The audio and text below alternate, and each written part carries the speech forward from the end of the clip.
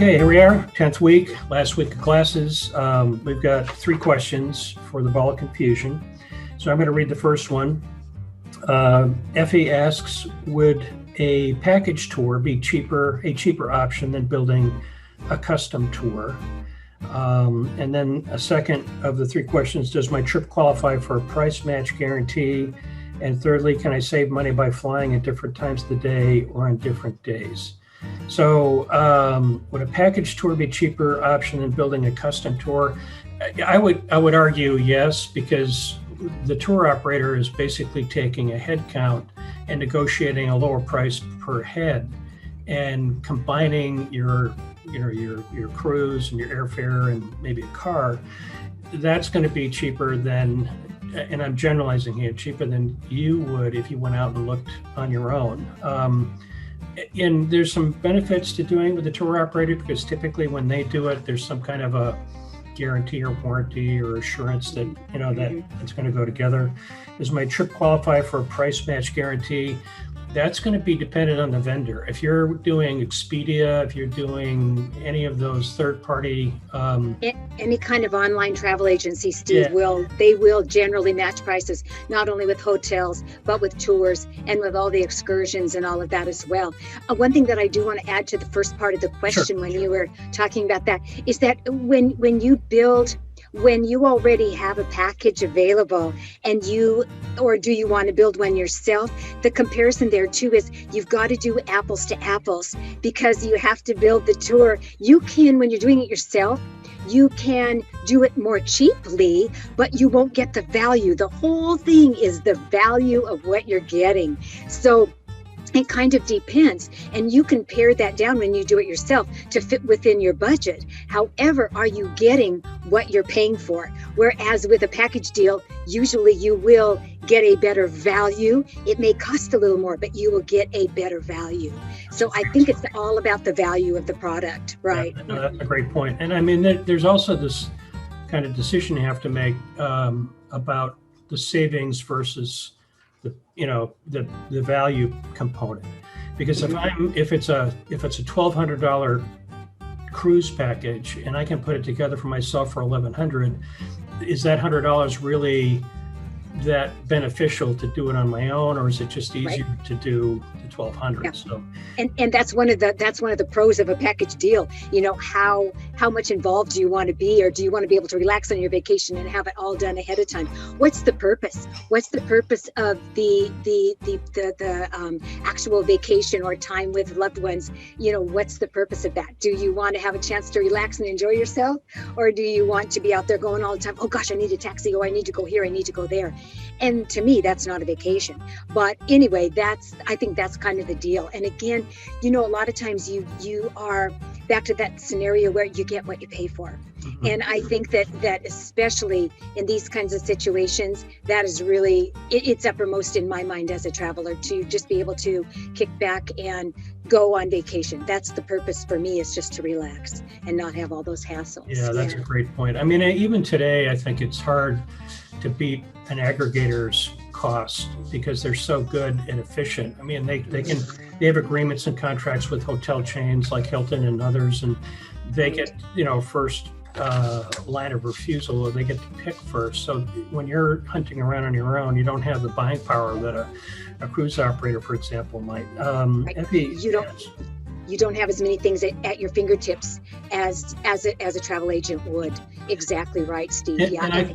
I think your point is probably the best one, which is, do you want to relax, or do you want to manage your trip? And you've probably been there, and I've been there, where some part of the trip doesn't go right, and you get involved in trying to reconcile or resolve it, and it just gets worse. And it has nothing to do with your control. And then what happened to us was the flight to our cruise, it got canceled. And so it was a red eye. And so there's you can't catch up. So we lost 2 days of the cruise. But that was all recouped because we did go with a package deal. Sure. Had we not, we would have lost out. Wow. So, and that's another benefit of going with an agent, for sure.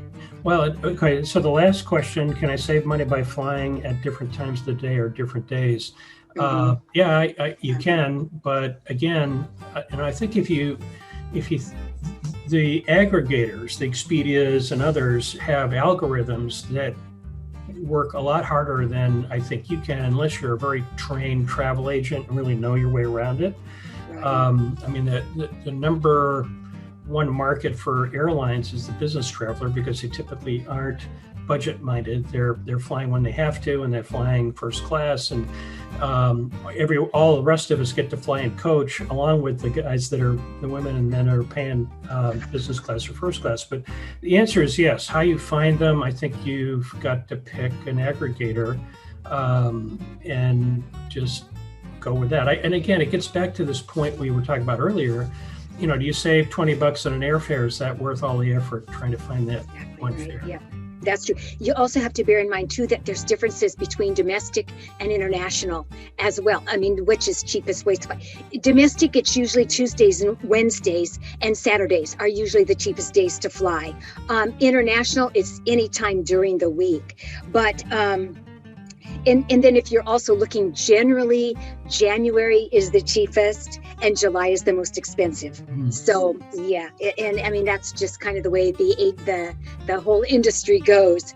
Again, though, you're talking a difference between international and domestic too. So. Have you heard, I've read that the domestic airlines post their discount fares Wednesday at midweek? Usually, yes, that is true, Steve. That's definitely true. However, it depends on the airline, and it depends on how full that flight is. And there's just so many variations, you know. And again, that's where your travel agents have all of that at their fingertips. You know, they know minute by minute, where you have to there's a lot of research to do in order to come out ahead as far as that goes. Yeah. And again, you know, especially with the pandemic, that whole situation had changed. It's getting back now to where these are the actual facts. But before, you know, it was like, well, of course, you couldn't fly there for a period of time, but it was expensive if you could. So, you know, again, you're kind of like trying to make up for losing all of that revenue. Same with flights, same with hotels, same with all of that, you know. So, and you won't be able to make it up overnight. So you've got to kind of keep an eye out. I think prices in general are going to go down in the future as opposed to where they're at now. Yeah, I think they will. Well, and one other kind of layer of consideration here is the airline's reputation. I've flown Southwest, I've flown Alaska, Delta, American, I've been on United's club and all that business. And I have flown discount airlines like Spirit Airlines. And I can speak to my experience with Spirit Airlines that I'll never fly that airline again. I've never flown with Spirit. Well, and part of the aggravation, again, if you're going to do this yourself, is that if you ever go onto an airline like Spirit, they break out all of the costs. So when you go in there, an aisle seat's more expensive than a window. A bag is got one charge, a second bag another charge. Right. There's a lot of limitations and requirements that they put on you. And when I'm sorry, when you say flight, you don't think about, okay, the flight may be $98, but to get my bag on there, to get something to drink, to get a seat or a pillow or whatever, you know, it's all of that is extra. So you have to bear that in mind as well. Yeah. Okay, well, good. Short flights work better for cheaper airlines, in my opinion. That makes sense. Yeah, and I can sense what you said about prices and costs going down in the future. That makes sense too. Yeah. And again, you know, if you're going to fly from the West Coast to the East Coast, you know, you're talking probably about a 6-hour flight, 5 to 6 hour flight. And so if you were going to go first class, that would be the time you'd want to do it, not when you're going from here to Seattle, you know. Sure. So yeah, exactly. Makes sense. Okay. Brody's got the next question. So. Okay, Brody, where are you, Brody? Here you are. What's the different price for flights in different times of the day?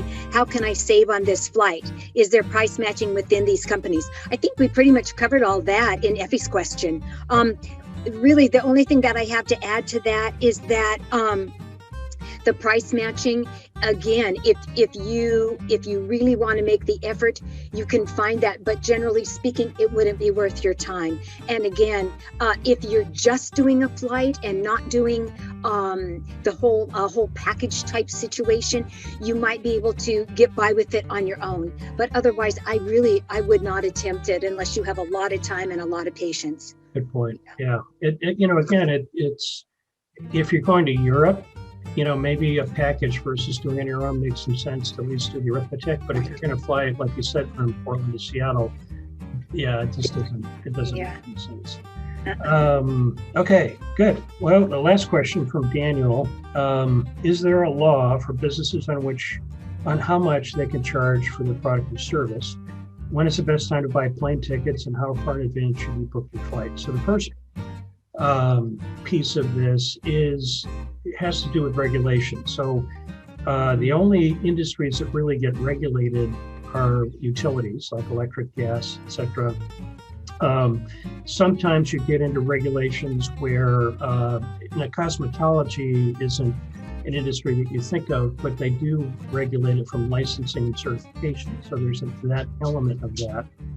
But for the most part, in this country, aside from the regulated industries, the marketplace basically dictates what you can charge. So if you have competitors in the market, there's some limitations on just how much you can charge for something, haircut or lawn service or landscaping. I mean, there are variations and there's a kind of a range, but you can't just and the law is not going to step in and fine a landscaping person for charging 4 times the going rate, because the market's not going to pay the 4 times the the going rate. Exactly. You wouldn't have any customers, so you don't need to worry about it. Yeah. So it's usually when the government gets involved, it's in that gray area where it's a necessity. Electricity is a necessity. Gas is a necessity. Gasoline for your car is a necessity. Although gasoline still has some free market kind of pressures on it. Cigarettes, alcohol, they still have some free market elements, although in the state of Oregon, there are price limitations on what you can charge because the state's set up that way. But as far as the other questions, when's the best time to buy plane tickets? Before your flight, I guess, would be the first. It's usually 70 days out, Steve. Yeah. 70 days? 70. Yep. Okay. 70 is pretty much rule of thumb. Exactly. Now, okay, and then the last question, how far in advance should you book 70 days? Now, if I know, basically, I think I know the answer to this, is you have to really read the fine print in the airlines to know if I buy a ticket 75 days out and my plans change, what are my options? The cancellation options are really important. You have to really look at the fine print for that, for sure. Sometimes they're not even refundable at all. So you really have to pay attention when you're booking that far out. And 70 days is really quite a distance when you think about, how quickly things change. And so, and again, once you've priced that out, there is an option that it could go up, it could go down too, but it could go up as well. So you want to kind of be in the general vicinity, but you can't really